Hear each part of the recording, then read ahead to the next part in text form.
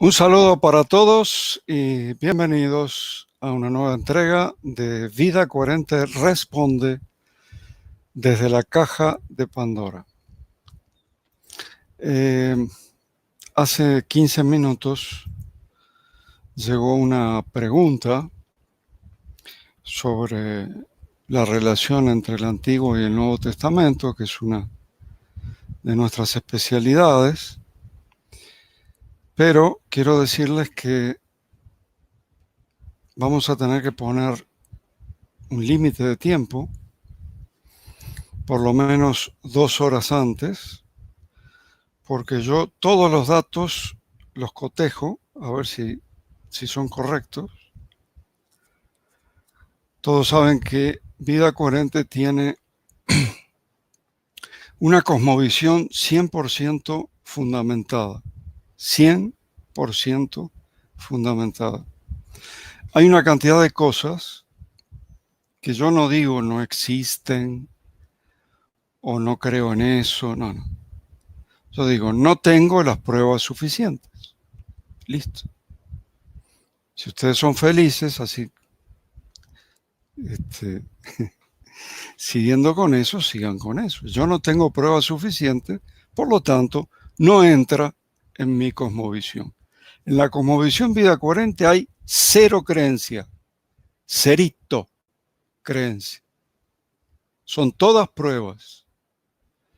O pruebas, o nada, o puede que sí, o puede que no. Cuando no hay pruebas, puede que sí, puede que no. No ingresa a Vida Coherente. Y tengo una cantidad de ejemplos que no los quiero decir porque después se puede tomar a mal o como un ataque. Yo no quiero atacar a nadie, ni me importa, no veo programas de nadie. No veo un solo programa de otro, nada, 0 también. Yo me dedico a lo mío, a estudiar, a investigar y hacer las cosas como se deben hacer. Todo lo demás, sean felices. Bueno, acá hay una pregunta de alguien que leyó a Jacobo Greenberg. Me alegra mucho porque es el gran científico de todos los tiempos, olvidado. Cometió el pecado de ser mexicano. Si hubiera sido europeo, lo conocerían, pero fue mexicano. Lamento. Jacobo Greenberg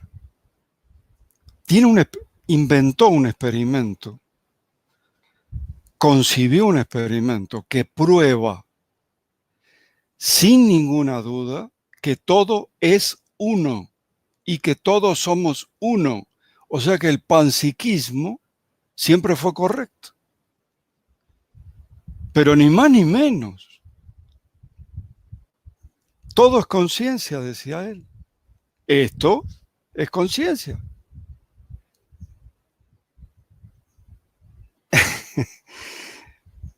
Pero hay un experimento, hay una prueba basada en un diseño experimental.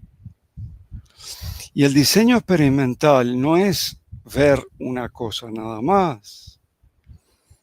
Termina con cálculos estadísticos, matemáticos, con diferencias significativas. Y en este caso fue una comparación de 2 electroencefalogramas. La que yo tengo se había hecho con 5. Bueno, la cosa es que descubrió, hasta ahora lo que teníamos del panpsiquismo eran los cálculos de David Bohm, que era un físico teórico, y ahora tenemos la prueba empírica, el experimento del potencial transferido de Jacobo Greenberg. Así que pónganse las pilas. ¿Y qué tal si nos ponemos a leer a alguien en serio, como Jacobo Greenberg? Dice, ¿cómo funciona la psicofisiología del poder según Jacobo Greenberg? El que escribió esto, o es alumno mío, o leyó a Greenberg específicamente en el libro la meditación autoalusiva. Es ahí donde se desarrolla este tema. Para Grinberg, hay dos tecnologías de la conciencia desarrolladas por la teoría sintérgica, que es la de él, y esas dos tecnologías, una es justamente la meditación autoalusiva, que tiene como objetivo expandir la conciencia, ¿no? La forma de expandir la conciencia es a través de la meditación autoalusiva. Y es una tecnología de la conciencia. Hay otra, una segunda tecnología de la conciencia que se llama psicofisiología del poder. ¿Qué significa esto? Fue diseñada para influir positivamente sobre ambos hipercampos. Ahora voy a explicar lo que son los hipercampos. Y se basa en la existencia de un factor de direccionalidad colectivo capaz de ser modificado por el factor de direccionalidad individual. ¿Qué es esto de los factores de direccionalidad? Bueno, en el universo no hay rutas, ni calles, ni autopistas, no. Hay factores de direccionalidad. Uno se basa en la fuerza evolutiva, gracias a la cual hoy estamos aquí, no a la evolución darwiniana, no, a la verdadera.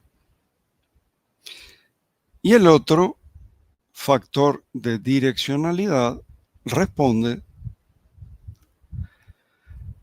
a la otra fuerza, los físicos le dicen entropía, es una fuerza regresiva, involutiva, que aleja los sistemas del equilibrio y termina, por supuesto, en el caos, y enseguidita del caos el colapso. Les voy a ir avisando nuestra sociedad cuando llegue al caos, porque enseguidita viene el colapso.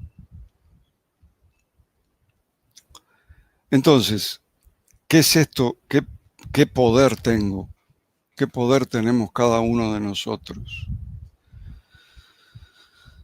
Bueno, mucho más de lo que creemos. Está hablando de dos hipercampos. El primer hipercampo es lo que nosotros le decimos la SIC, campo informacional cósmico. Grinberg le dice el enrejado, la látiz.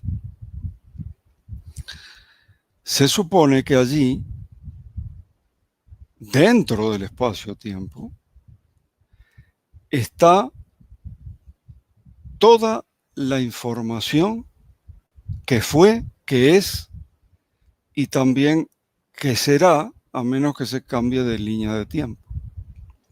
En esta línea de tiempo hay un conjunto de cadenas de sucesos, pero la látiz, el campo de informacional, conoce lo que va a suceder dentro de la línea de tiempo que está activada ahora. Bueno, supongamos que, el segundo hipercampo es el que sale de la raza humana. Según Grinberg, todos son procesos energéticos, eso ya lo sabemos. En el universo solamente hay procesos energéticos. ¿Ustedes creen que esto es muy sólido? Empiecen a ir hacia adentro y van a ver cantidades monstruosas de movimiento. Todo vibra. Todos son procesos energéticos. El segundo hipercampo se basa en los campos energéticos individuales, que él les llamaba campos neuronales. No son las neuronas en sí, sino que es un campo que nos abarca, como el bioenergético, es el bioenergético, él le decía neuronal, que se forma en esa constante interacción entre la conciencia, el aspecto informacional de la conciencia, y nuestras neuronas. Ahí se forma, según él, el campo neuronal. Yo le digo campo bioenergético. La suma de todos los campos bioenergéticos de la humanidad constituyen el segundo hipercampo. Sería la conciencia de la raza humana. La conciencia de la raza humana, no el inconsciente colectivo. Esto es la conciencia de la raza humana. Entonces, esto del poder es que cada uno de nosotros, aunque seamos una parte chiquita de ese hipercampo formado por toda la raza humana, cada uno de nosotros puede influir positivamente en el resto del hipercampo. Y entonces, como hay una dirección, podemos ayudar a que la dirección siga la dirección. Disculpen la redundancia, ¿no? Que no cambie de dirección. Porque además son atractoras. Esta dirección atrae, pero esta también, la caótica también. Cada uno de nosotros puede influir positivamente para que el resto de la humanidad no cambie de dirección. No es que ayudemos a todos al mismo tiempo, pero podemos influir positivamente. ¿Cuántos líderes hay en la historia que le hicieron pegar un giro a sociedades enteras? ¿Cuántos? Empiecen a contar, hay bastantes. Y era una sola persona. Y la gente lo seguía. Y los hacía cambiar de conducta. Lamentablemente, todos los que se me ocurren ahora, excepto Gandhi, tal vez, fueron movimientos negativos que pertenecen a esa otra fuerza, involutivos y regresivos. Pero es una muestra como un solo individuo puede influir positivamente en el hipercampo que sería la conciencia colectiva de la humanidad y por lo tanto en la conciencia absoluta en su aspecto informacional llamado campo de información cósmica. Espero que haya quedado claro para la persona que me preguntó. ¿Y cómo lo hacemos esto? A través de la meditación autoelusiva. Practicando la meditación autoelusiva, expandiendo la conciencia, viviendo aquí, en esta frecuencia de realidad, con una conciencia expandida, es como influimos positivamente. Nuestra vida influye positivamente o negativamente en el hipercampo, llamémoslo raza humana, y en el aspecto informacional de la conciencia absoluta. llevemos una vida consciente. Cuanto más consciente sea nuestra vida, más influimos positivamente. Bien. Segunda pregunta. Esta persona, no sé quién es, pero también ha ido a nuestras clases, obviamente. Dice, ¿qué hace la SIC? O sea, el campo informacional cósmico, con intenciones incoherentes del inconsciente o del ego cerebral. ¿La rechaza? Esa es la pregunta. Bueno.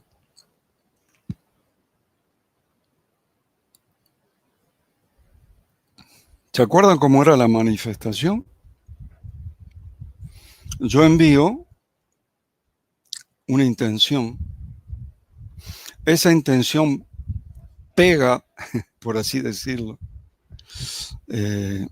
perturba el campo de información cósmica, que tiene una estructura muy definida, está en constante equilibrio, tiene diseño esa estructura, algo así como el diseño del vacío de Nassim Haramein, pero está en constante equilibrio. Constante equilibrio. Entonces, cuando mando la intención con ciertas características, de lo que sea que necesite o de lo que sea que deseo, perturbo, causo un movimiento en ese campo que está en perfecto equilibrio. Yo uso el símil del lago quieto como un espejo,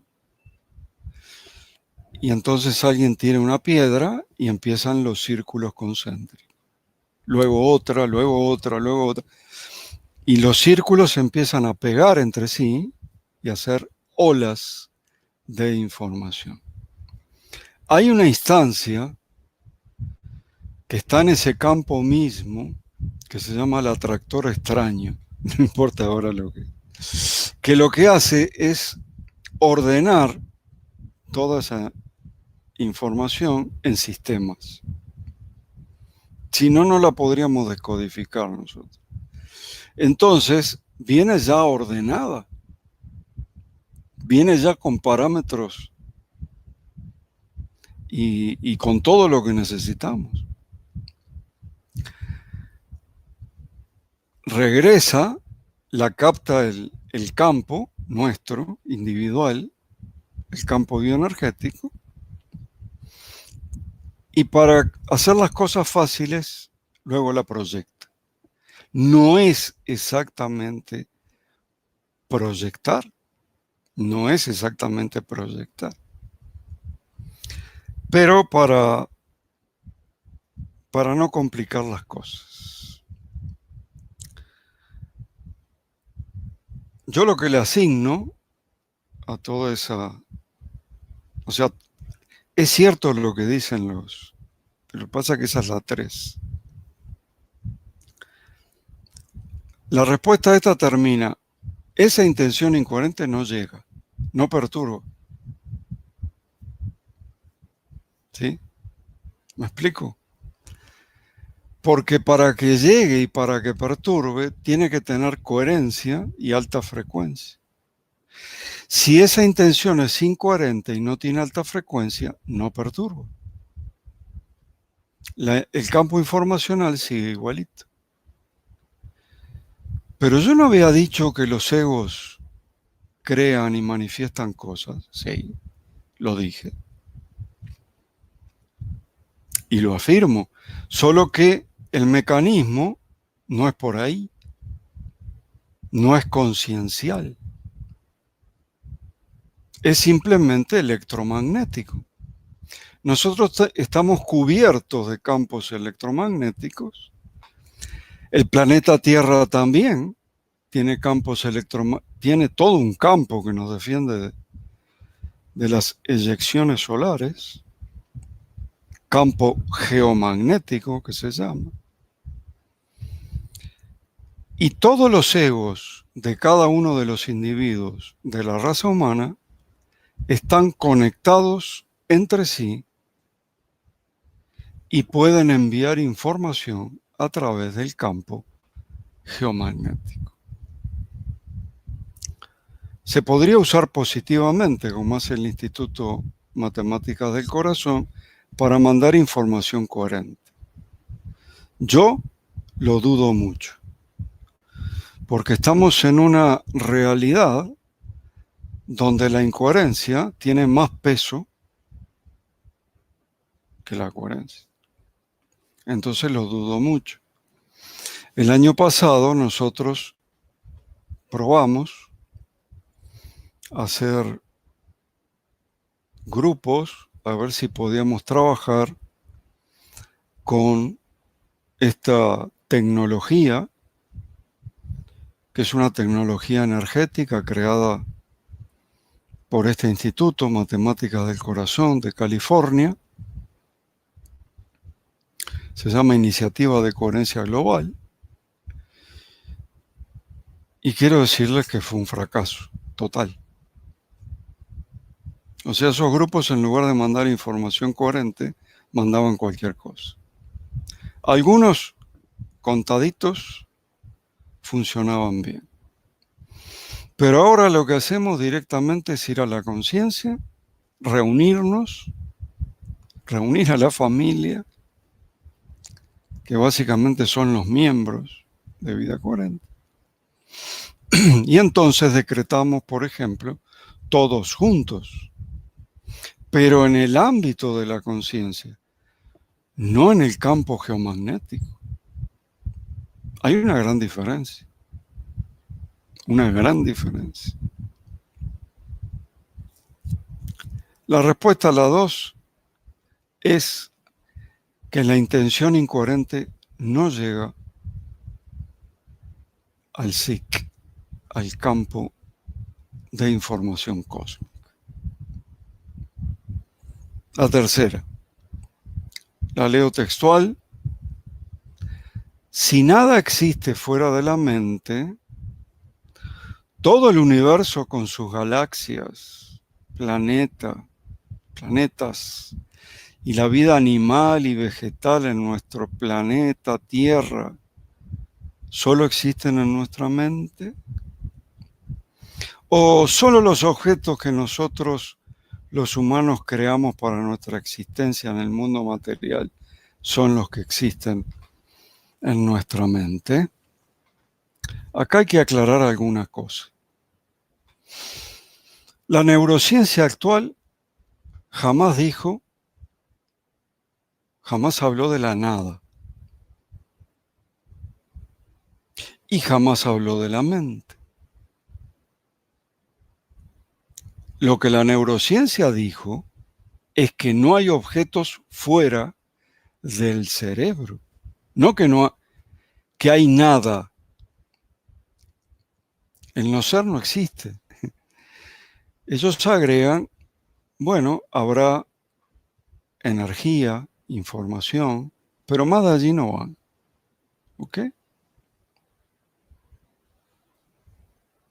Y no hablan de mente, aunque para la neurociencia no de vanguardia a vanguardia, mente y cerebro son equivalentes, jamás mencionan la palabra mente. Mencionan la palabra cerebro. Entonces, nosotros sabemos que esa energía que ellos se refieren es la conciencia, esa energía e información consciente, porque todo se desarrolla dentro de la conciencia. No hay una fuera de la conciencia. Y como no hay una fuera, por eso no es proyección, es algo diferente. Entonces, quiero decirles que esta información tiene características muy definidas. Es una información que está ordenada según el único tipo de sistema donde cada elemento posee la información de todos los otros. Existe un sistema donde cada uno de los elementos contiene la información de todos los elementos. Ya no le digo holográfico porque la holografía es la fotografía tridimensional, no, holodinámico. El que desarrolló esto fue David Bohm y él no hablaba de hologramas, hablaba de holomovimiento. Así que el sistema este tan extraño, donde cada elemento tiene la información de todos los otros elementos, se llama sistema holodinámico. Tiene más características. Esa energía de información consciente tiene otras características. Además de ser eterna, no es creada ni va a ser destruida, es supraespacio-temporal. Para Grinberg, la látiz, el enrejado, también es preespacial o, dado el caso, entra en el espacio, como el caso que él desarrolló. Desde nuestro punto de vista, estamos más con David Bohm en este asunto. David Bohm lo llamaba orden implicado. Hablaba de dos órdenes. Un orden implícito, implicado, y un orden explícito, explicado. Y el orden implicado está enrollado, dice él, en lo que vemos. La fragmentación es una ilusión. El orden explicado es una ilusión. Pero enrollado en la ilusión está el orden implícito, la verdadera realidad. Enrollado, o sea, sin espacio y sin tiempo. Si nosotros sabemos desenrollar, como si fueran las películas antiguas de cine, si nosotros las sabemos desenrollar, vemos la ilusión como si fuera la película. El tema es que hay que saberla desenrollar. Y decía David Bohm, a pesar de que vivimos en la ilusión, a pesar de que vivimos en el orden explícito, en el orden explicado, la verdadera realidad es el orden implicado, sin espacio y sin tiempo. Olvidan concebirlo. Nuestro cerebro no puede concebir objetos sin espacio. Traten de hacerlo. Piensen en un objeto y quítenle en todo el espacio. O sea, no se puede. No lo podemos concebir. Y sin embargo es así.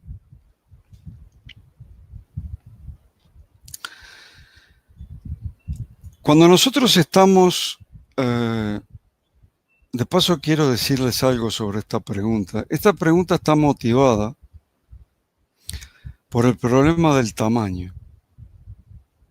Como a esta persona las galaxias le parece muy grande, entonces tiene problemas con que dentro de nuestro cerebro esté la información allí.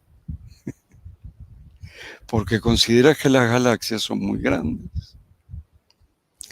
Y si nos ponemos desde el punto de vista de un electrón o de un bosón más chico todavía, pues nosotros somos los gigantes, los muy grandes. O sea, el tamaño, el espacio y el tiempo son ilusiones, como decía Einstein. Son ilusiones persistentes. ¿Por qué? ¿Por qué persisten tanto la ilusión espacio-tiempo?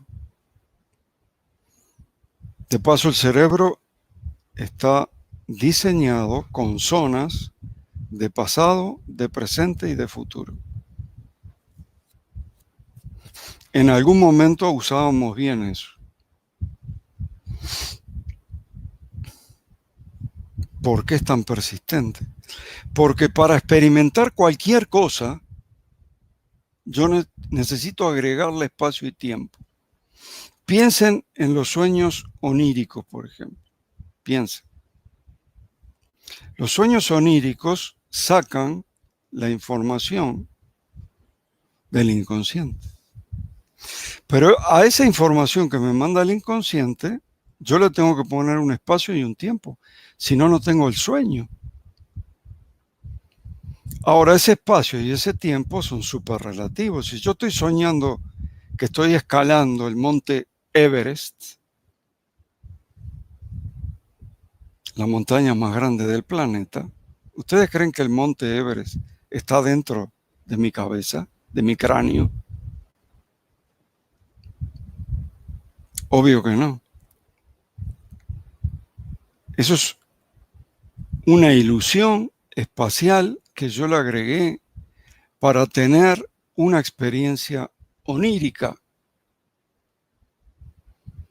La sensación temporal puede ser que yo estuve todo el día escalando esa montaña.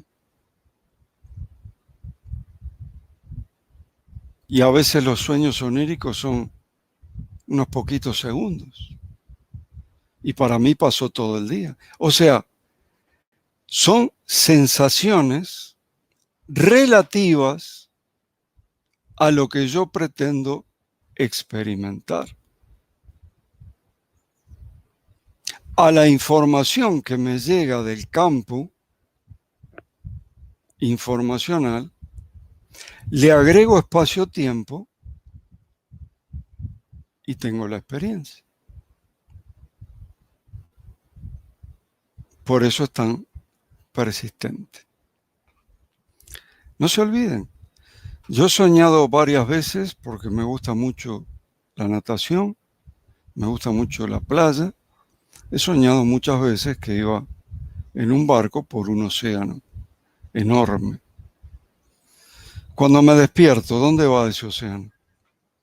¿Se dan cuenta que es una ilusión? ¿Se dan cuenta que es simplemente una sensación que yo tengo de algo gigante?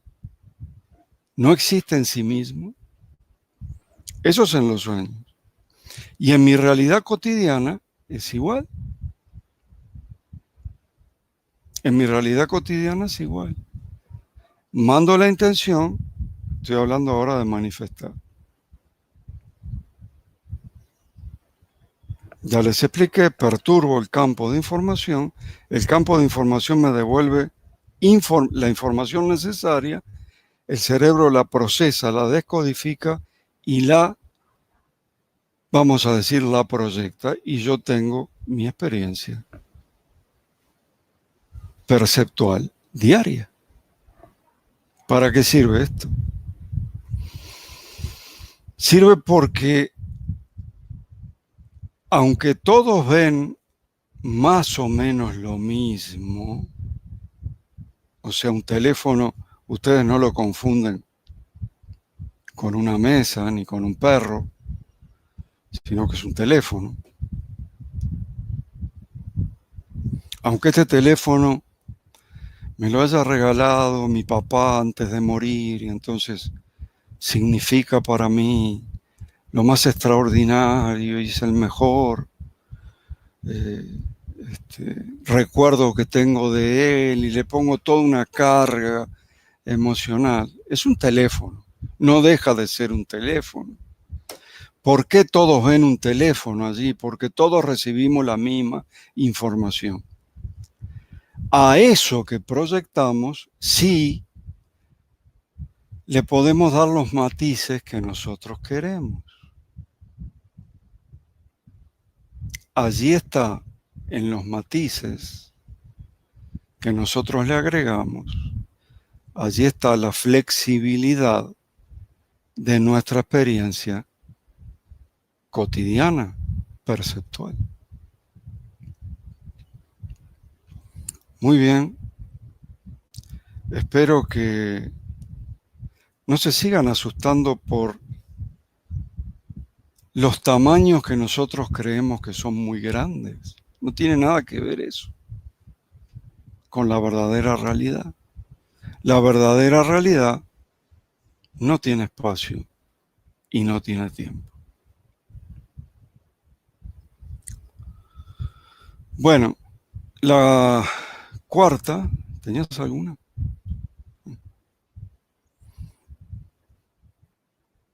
La cuarta pregunta,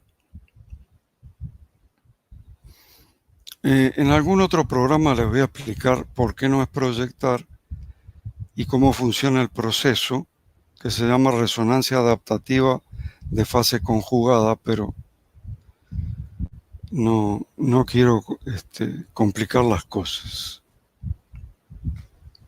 Procesamos, proyectamos. Cuarta, el sentido común. Escuchen bien, porque estas dos palabras las escucharon muchas veces, sentido común.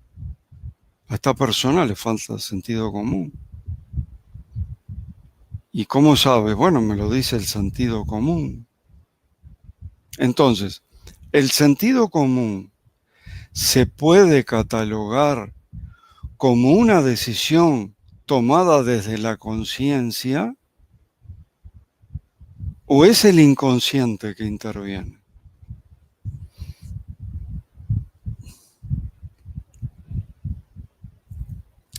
Lo primero que hice es buscar la definición de sentido común. Sentido común. Está hablando de algo grupal, ¿sí? Entonces, el sentido común son todos los conocimientos y todas las creencias que comparte una comunidad y que son considerados como prudentes, lógicos y válidos para esa comunidad. ¿Hasta acá bien? Conocimientos, creencias, lógicos y válidos para una comunidad X.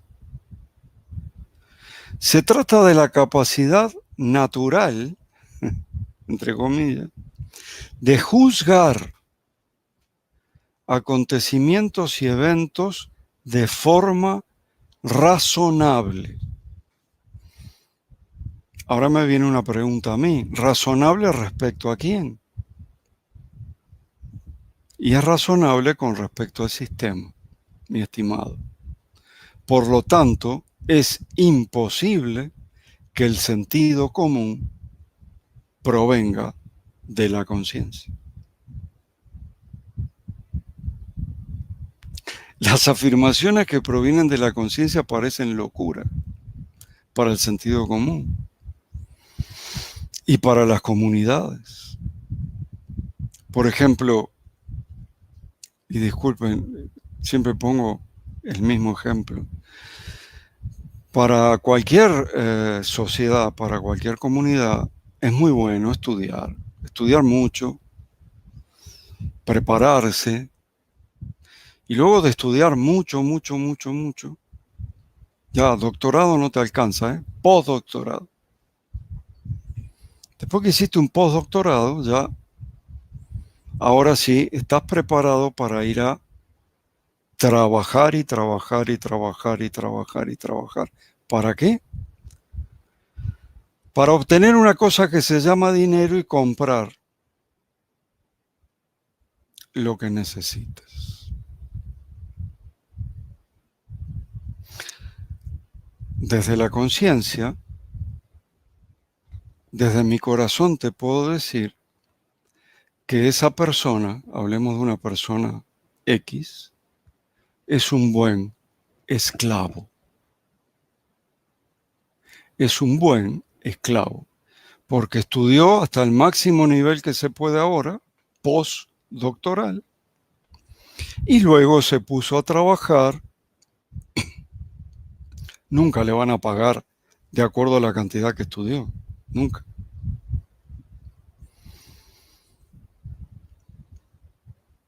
pero le van a pagar. Y con eso va a comprar. Y siempre va a ser deudor, porque saca más de lo que puede pagar con otras cosas que se llaman tarjetas de crédito.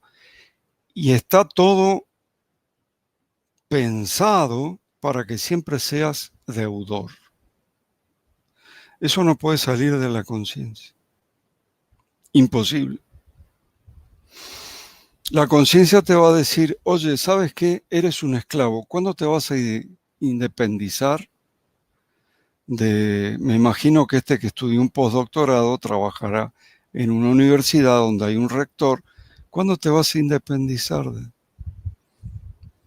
de eso? Y vas a hacer las cosas por ti mismo. Otra cosa, si hablamos de conocimientos teóricos, no estamos hablando de la conciencia. Cuando yo hablo de expandir la conciencia, no hablo de conocimientos teóricos.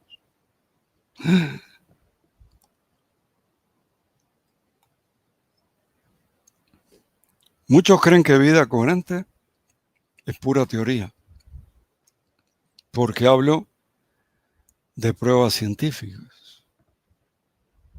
Nada que ver, es pura práctica. Si no vayan a un reto, tenemos 4, y van a ver que es pura práctica. O una sesión individual es pura práctica.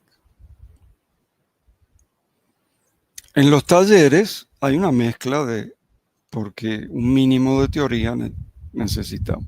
Pero para expandir la conciencia, el conocimiento teórico no sirve para nada.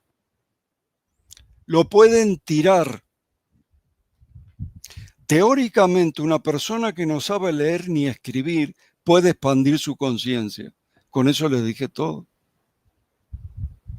¿Qué conocimiento te pide la conciencia para crecer, para expandirse? Te pide conocimiento experiencial, conocimiento vivencial, no conocimiento teórico. Fuera las teorías.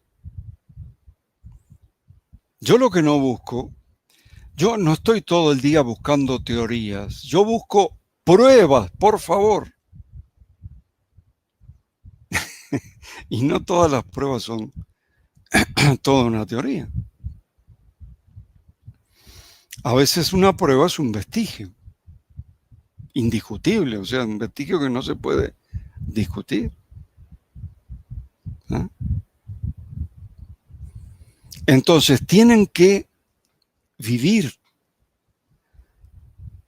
no tienen que fingir que les gusta esto o quieren aprender la teoría tal y la teoría cual y la teoría sintérgica y la teoría cuántica y la teoría y el paradigma holográfico. No, todo eso para afuera. Tienen que vivir, tienen que tener experiencias. A medida que tienen experiencias y no juzgan esas experiencias, las ven como de afuera, sin juzgar, y acá dice que el sentido común es la capacidad natural de juzgar. La conciencia no juzga. Para la conciencia no obliga, no juzga, no te empuja, es totalmente neutra e indiferente. Hablando de ese tema. Para estar en la meditación, observando cómo desde afuera, yo no puedo juzgar esa vivencia que tuve. Si la juzgué, ya no sirve. Porque la juzgué en base a una ética o una moral o una teoría científica, ¿entiendes? No sirve. No juzgues. No la puedo rechazar. La tengo que simplemente, luego de observarla y quedarme tranquilo, nosotros agregamos una respiración especial, La tengo que incorporar. Y a medida que incorporo experiencias, la conciencia se agranda, se expande. Y va corriendo el velo de Maya, el velo de la ilusión. Somos la conciencia experimentando en un cuerpo 3D. Pero ¿qué pasa? Nuestra conciencia está como tapada, imaginen un velo, una sábana, está como tapada por el velo de Maya, por la ilusión. Solo tapada. Nosotros podemos hacer que se destape, que cada vez se vea más conciencia y cada vez se vea menos ego. Olviden desconectar el ego. El ego no se puede desconectar porque está en el ADN. Lamento decirles, tendría que ir celulita por celulita, núcleo por núcleo, cromosoma por cromosoma. Es imposible. No se desconecta. Pero a medida que corro el velo, expando la conciencia, el ego se puede mover menos. Es como que lo pongo en jaque. A veces llegamos a esta experiencia con un territorio, me gusta más decirle territorio que nivel de conciencia, con un territorio conciencial chiquito. Entonces cada cosa que llega cae fuera de mi territorio conciencial y me parece una amenaza, o le tengo miedo, o me parece que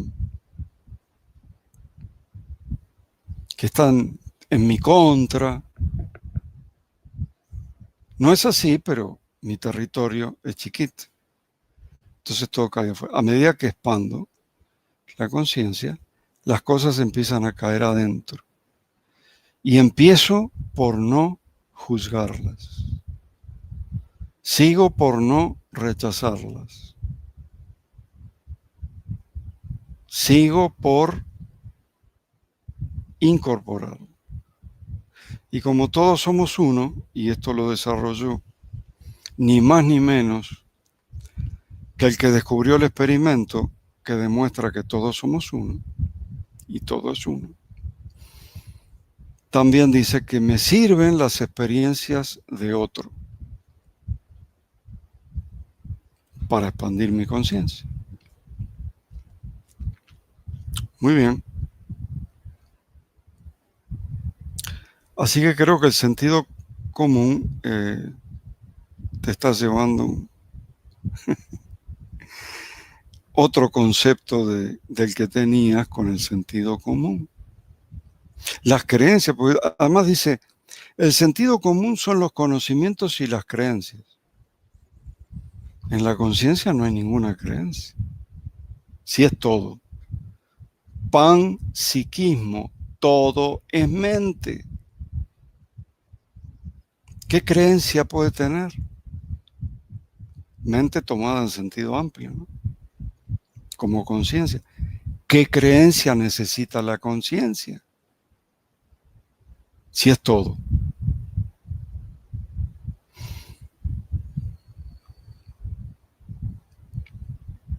Desde el punto de vista de nuestra vida en sociedad y en el sistema, todas estas cosas que vienen de la conciencia y que muchas de ellas salen de la práctica de la meditación conciencial.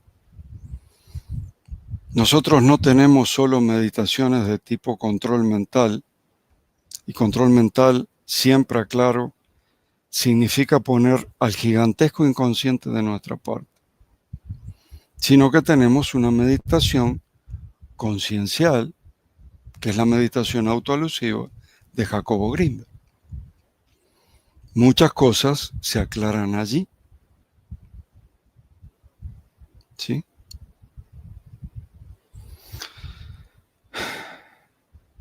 Hubo más que filósofo, fue alguien que perteneció a la Ilustración, un gran escritor de la Ilustración, que afirmaba que el hombre nace bueno, incluso está diseñado para ser bueno, que luego la educación le va poniendo vicios. Vicio es cualquier práctica que sea dañina. No estén pensando solamente en vicios del tipo droga. No. Cualquier práctica dañina. La educación, esa falsa educación, lo prepara. Y luego la sociedad lo termina de corromper. Se llama Juan Jacobo Rousseau. Y lo deben haber escuchado muchas veces. ¿Sí? Entonces, sentido común no, conciencia. El sentido común es Matrix. Sentido común no, conciencia. Muy bien.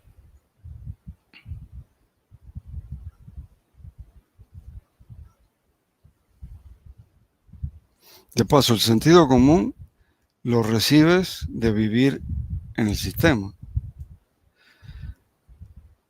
Lo que te dice la conciencia lo recibes como una intuición. Es muy distinto. Es un conocimiento completo que se recibe como intuición. Sin argumentos. Global. Intuición.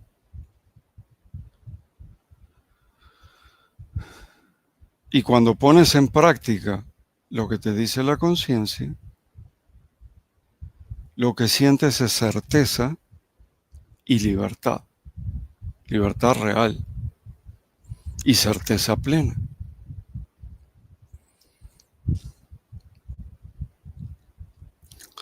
Cinco. Son 7, pero son cortitas estas. No se preocupe.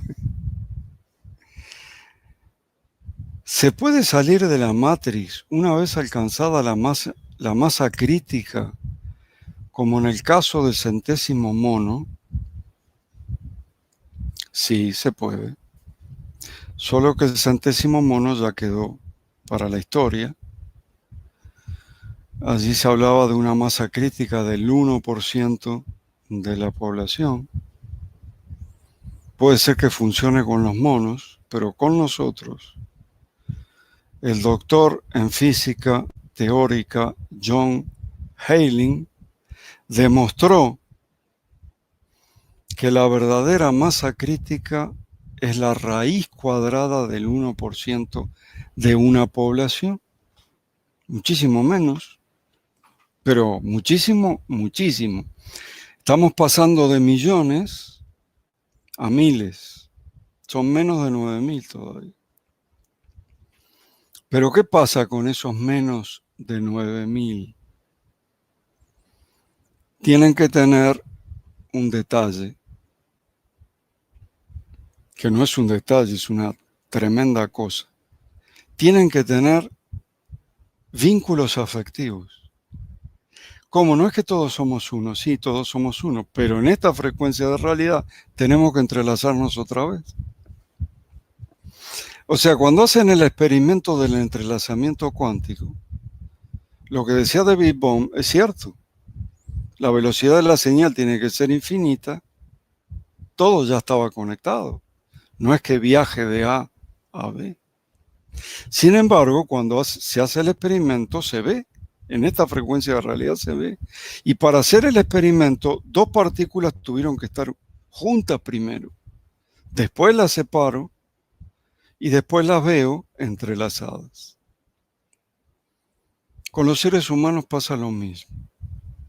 Para que funcione una masa crítica, tenemos que volver a entrelazarnos. Tenemos que desarrollar entre nosotros vínculos afectivos. Y como decía Greenberg, sentirnos, porque la base del experimento de Greenberg está ahí, en personas que estaban entrelazadas y que tenían previos vínculos afectivos Y entonces sobre esa base hacía el experimento. Y los cerebros de esa persona funcionaban como un solo cerebro, en varios lugares a la vez. Bueno, es un experimento realmente apasionante, repetible. No voy a parar hasta hacerlo. Totalmente repetible. Como tiene que ser un experimento. Y no es irrefutable porque es científico. Así que cuando alguien venga con la refutación del potencial transferido, lo atenderemos con todo cariño. Todavía no vino nadie. Sexta. ¿En qué se basaban los chamanes antiguos para saber cosas que los científicos apenas han comprobado? Y pone el ejemplo del SETI biológico, de la intervención de aquellos dos científicos de Kazajistán que encontraron en nuestro ADN un código numérico que es un sistema algebraico computacional que tiene una cantidad de algoritmos y que nos maneja la vida, se los puedo asegurar.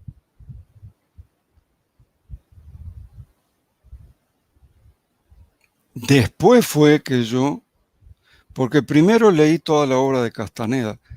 Lo poco que sé yo de chamanismo es la obra de Castaneda, y punto. Fue después de leer el informe de la investigación en la revista Icarus de estos dos científicos de Kazajistán que lo asocié con lo que le dice don Juan, el chamán don Juan de los aborígenes yaquis del norte de México. Le dice a Carlos, antropólogo, nos dieron su mente. Ahí está. Ahí está el código. Con ese código nos insertaron su mente que se vuelve nuestra mente. Llena de miedos, a ser descubierta, llena de ansiedad, llena de estrés, llena de negatividad, llena de todo lo que no necesitamos. Nos dieron su mente.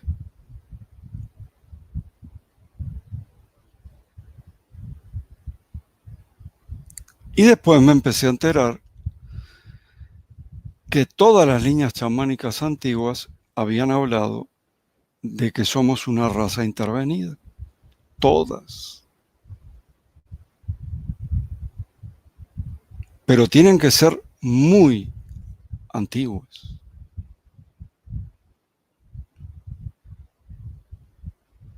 O sea, este era un conocimiento, y es la pregunta, ¿en qué se basan los antiguos chamanes? Este era un conocimiento que se iba pasando a personas muy especiales que tenían el nivel de chamán, brujo de la tribu, y brujo significa el que sabe, nada más, no una persona mala, sino la persona que realmente sabe. Así como bruja significa mujer que sabe. Listo. No necesariamente mala. Aunque si quiere ser mala lo puede ser, pero significa eso.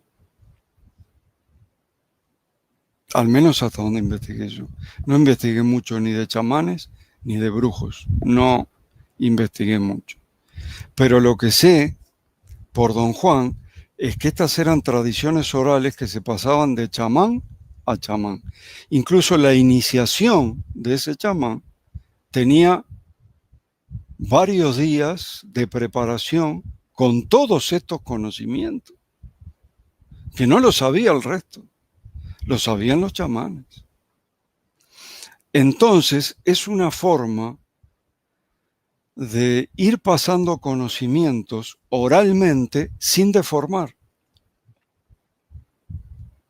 porque no era cualquiera que podía acceder a estos conocimientos, eran conocimientos súper secretos.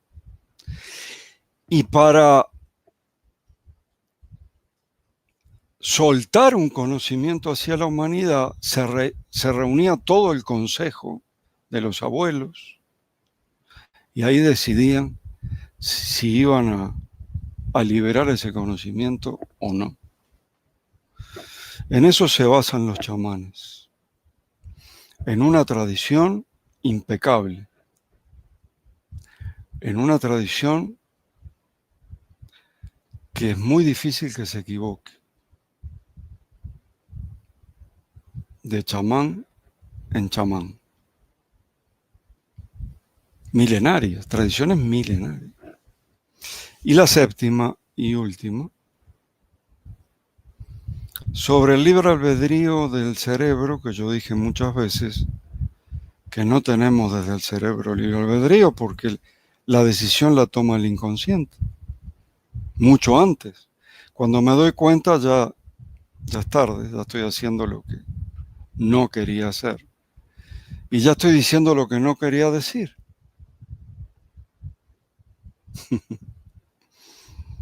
Ya lo estoy diciendo, ahí tomo conciencia, al final.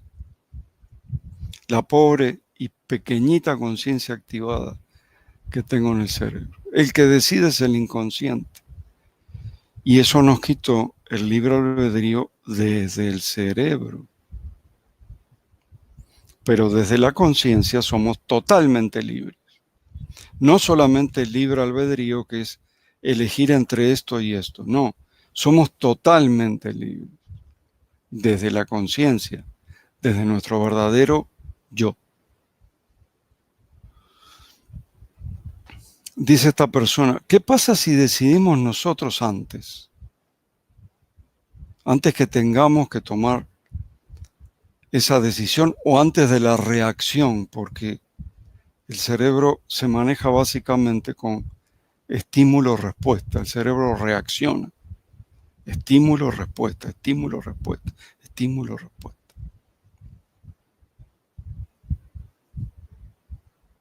¿Y si yo tomé la decisión antes, desde mi conciencia?